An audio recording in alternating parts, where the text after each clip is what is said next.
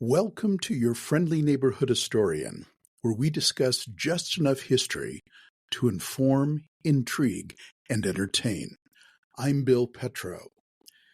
The history of J.R.R. Tolkien, a 100-year love affair. On January 3rd, we celebrated the birthday of John Ronald Reuel Tolkien. On that occasion, I was reminded of a 2017 article I wrote, having read his recently published book in June of that year. It's called Beren and Luthien, which he began writing 100 years previously.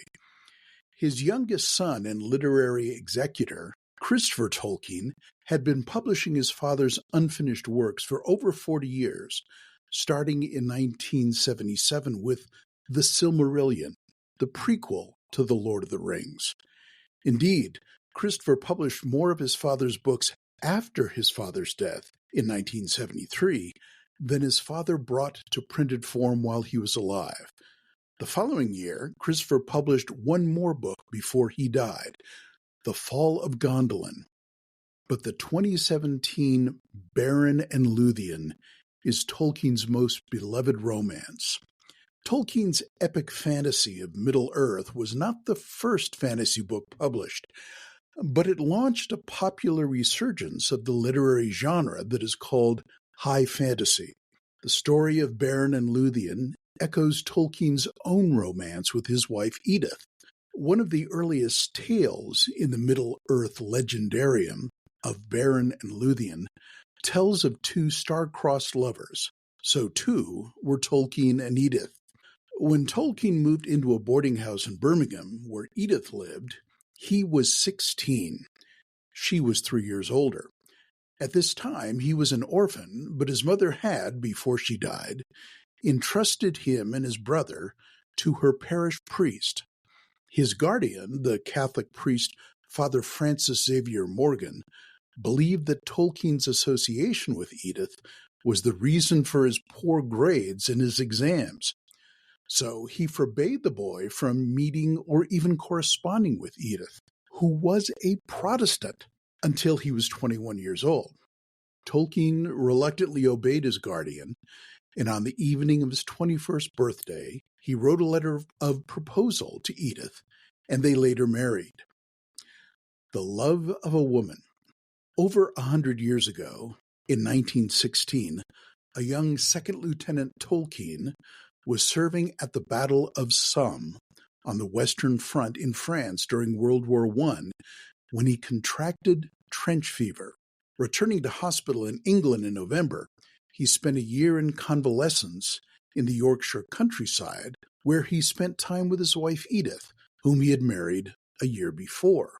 While recovering in 1917 in a cottage in Little Heywood, Staffordshire, Tolkien began working on some of the stories of Middle-earth. While still on military duty at Kingston upon Hull in Yorkshire, Tolkien and his wife went for a walk in the woods when Edith began to dance in a clearing among the hemlock that was in bloom at that time. He later recalled, "I never called Edith Luthien, but she was the source of the story that, in time, became the chief part of the Silmarillion. It was first conceived in a small woodland glade filled with hemlocks at Roos in Yorkshire, where I was for a brief time in command of an outpost of the Humber garrison in 1917, and she was able to live with me for a while. In those days, her hair was raven, her skin clear, her eyes brighter than you have seen them, and she could sing and dance. But with her death, the story has gone crooked, and I am left, and I cannot plead before the inexorable Mandos. Mandos is the keeper of the souls of elves in Middle-earth. His memory of Edith dancing amongst the trees of the woodland glade in Yorkshire stayed with him as the inspiration for the initial meeting of Beren and Luthien. He later explained this to his son Christopher in a letter, almost a year after Edith's passing. He described it thus: "We walked in a wood where hemlock was growing, A Sea of White Flowers. The story of Beren and Luthien is recorded in the Silmarillion and recounted briefly in The Lord of the Rings. It appears in an earlier form in the 1984 Book of Lost Tales Part 2 as the Tale of Tinuviel. Tinuviel is Elvish for nightingale. In the film, The Fellowship of the Ring, Aragorn sings a song in Elvish about this story of Beren and Luthien while they're camped beyond Weathertop. He says that his own love, Arwen, descended from Beren and Luthien, but he doesn't mention directly that these two were his direct ancestors. However, it foreshadowed Aragorn's own story. In the same way that Luthien, the elf maiden, forsook her immortality to marry the mortal man Beren, so too would Aragorn's elvish love, Arwen, give up her immortality to marry him. If you think the story of Aragorn and Arwen in the Third Age of Middle-earth was long ago, the story of Beren and Luthien took place 6,500 years before that, in the First Age of Middle-earth. The story tells how Beren fell in love at first sight with Luthien, the most beautiful of all the children of the world, as she was dancing in a woodland glade, and in her face was a shining light. Her elf-lord father forbade her from marrying Beren unless he could obtain a Silmaril jewel from the Iron Crown of Morgoth, who stole it. Morgoth was the original Dark Lord, of whom Sauron of Mordor was but a servant. The narrative recounts Beren and Luthien's adventures to capture the priceless Silmaril, the brightest of all jewels, from the enemy's fortress through many trials and dangers. The love of a friend.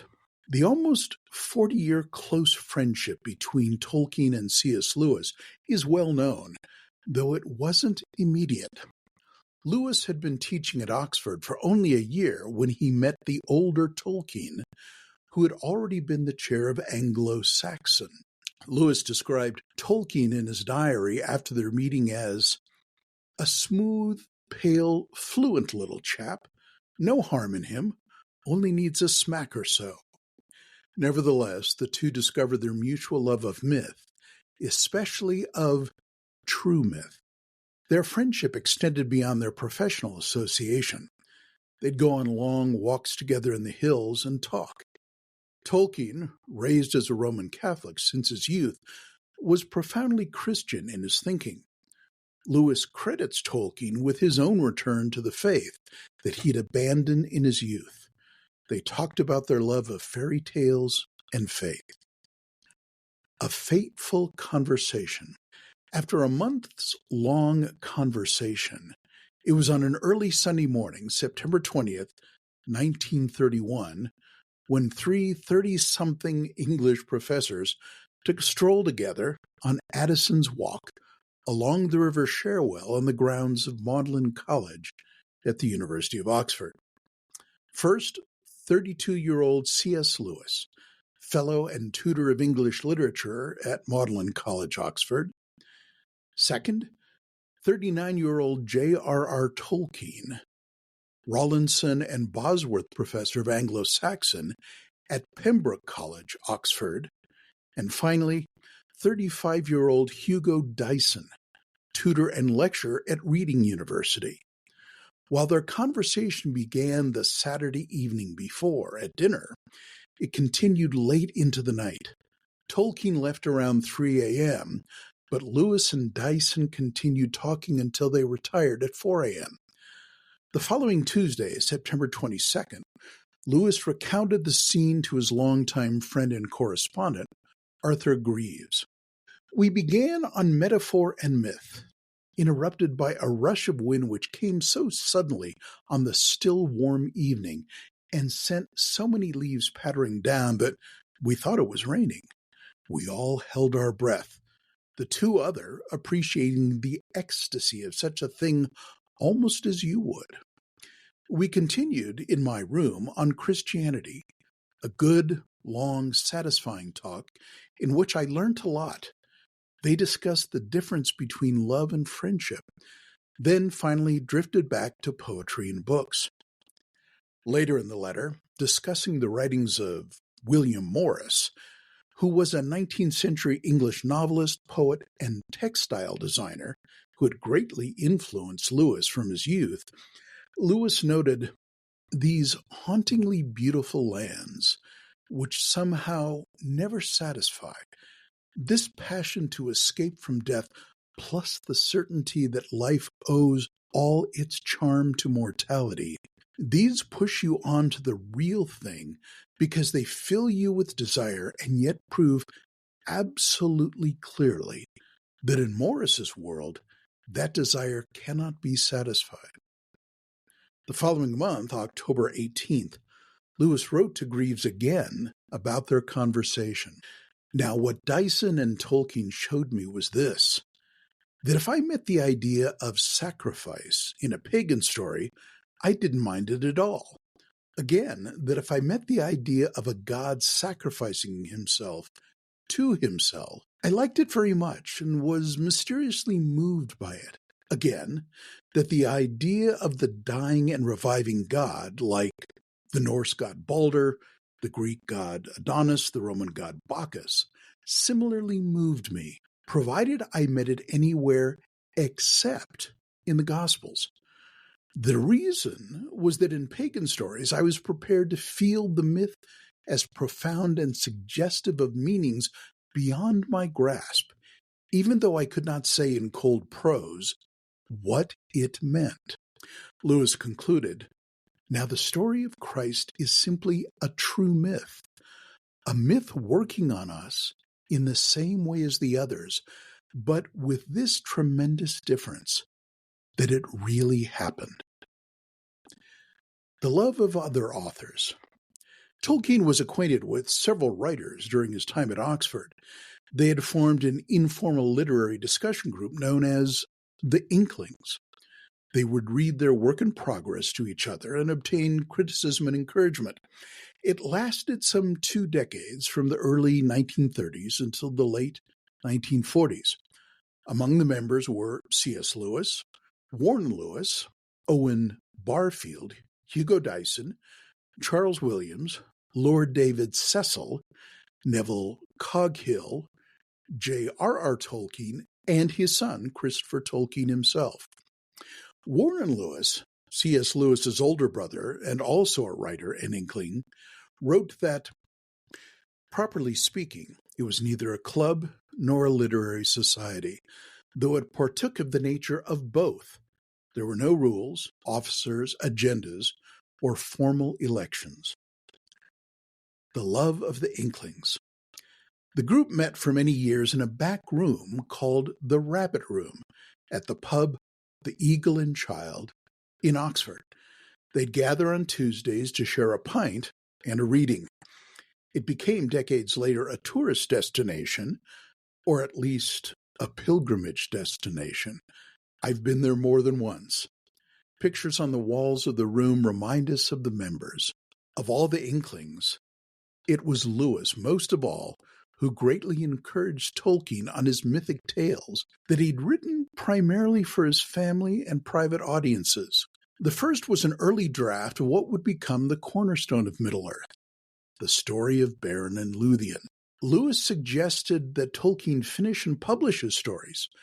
Tolkien later admitted that he would never have completed The Lord of the Rings without Lewis's encouragement. Tolkien said, the unpayable debt that I owe to Lewis was not influence, as it is ordinarily understood, but sheer encouragement. He was for long my only audience. Only for him did I ever get the idea that my stuff could be more than a private hobby, but for his interest and unceasing eagerness for more, I should never have brought The Lord of the Rings to a conclusion. When Lewis died a decade ahead of him, Tolkien was devastated. He wrote, so far, I have felt the normal feelings of a man of my age, like an old tree that is losing all its leaves, one by one. This feels like an axe blow near the roots. The love of readers. While Tolkien's Lord of the Rings became popular in the US in the 1960s, long before the films emerged, people could not get enough. They devised games that let them immerse themselves in the mythical world of Middle-earth and relive the world of wizards, elves, and dwarves.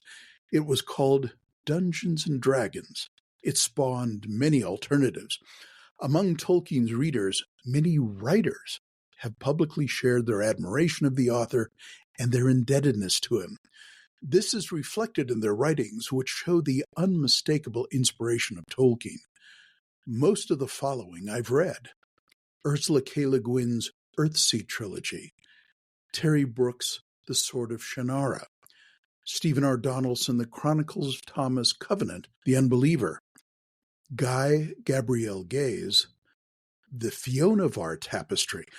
By the way, he assisted Christopher Tolkien on the Silmarillion. Also, Stephen King's The Stand, J.K. Rowling's Harry Potter books, George Lucas's Star Wars, and finally, J.R.R. Martin's Game of Thrones. The love of mine. It was more than half a century ago that Tolkien's Middle-earth captured my imagination and has never released its hold on my heart. I came to it the hard way. A friend of mine in a freshman English class had encouraged me to read the Lord of the Rings trilogy. She told me about the fantasy world of elves, dwarves, and dragons.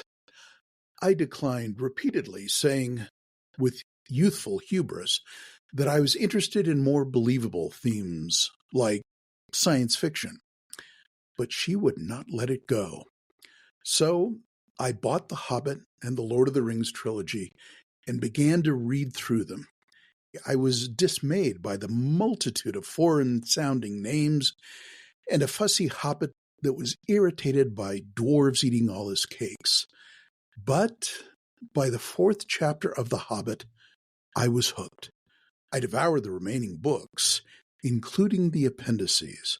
As I read the book, which has 13 invented languages, I was especially impressed by the sense of history behind it.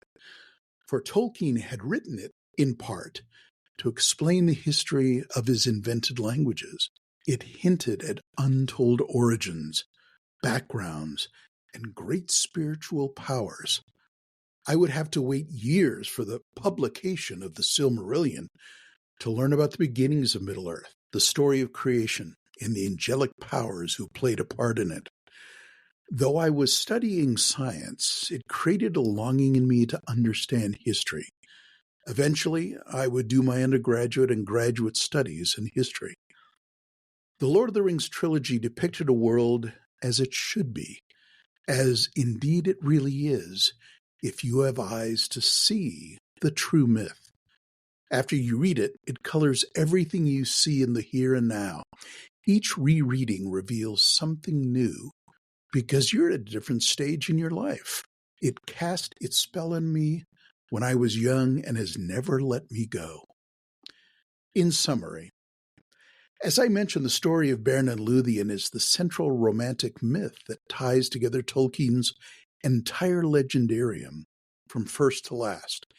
It is the story of the union of the divine and the mortal. Luthien's mother was Melian, one of the Maiar. The Silmarillion describes the Maiar as angelic spirits who began before the world was created and took physical form to come to Middle-earth to aid the Valar, the powers. The Maiar were of the same order as the great Valar, but of lesser degree and power. Therefore, Luthien was more than an elf princess. She was the daughter of a divine being. But Luthien chose mortality to be with the man she loved. It is part of Tolkien's Christian understanding of the world, and perhaps appropriate as I record this during the Christmas season, to mention that Jesus was both divine and human, and came to earth for the people he loves. Finally, Tolkien coined a term that gives a unique understanding of the beauty of tragedy. The word is eucatastrophe. He added the Greek prefix eu, meaning good, to the word catastrophe, meaning downturning, and used in literature to refer to the unraveling or conclusion of a drama's plan. He meant it to describe the sudden turn of events when the hero does not meet the seemingly inevitable impending doom. It was true of Frodo at the end of the Lord of the Rings trilogy, when all hope was lost. He appeared to fail in his mission to Mount Doom to destroy the One Ring, but for the sake of pity shown to Gollum, the quest succeeded. It was true of Beren and Luthien, who seemed forever lost, but returned. It was part of Tolkien's understanding of the New Testament gospel, or Evangelium. Tolkien calls the incarnation of Christ the eucatastrophe of human history, and the resurrection of Christ the eucatastrophe of the incarnation. As Tolkien describes it, it denies universal final defeat, and insofar as Evangelium, giving a fleeting glimpse of joy beyond the walls of the world, poignant as grief. And so the ending of Beren and Luthien is tragic, yet beautifully eucatastrophic. By the way, when Tolkien's wife died, he added to her tombstone the name Luthien. When Tolkien himself died 2 years later, the name Beren was added to their shared tombstone. Thank you for listening. I'm Bill Petro, your friendly neighborhood historian. You can find more details on this topic and others on my website at billpetro.com.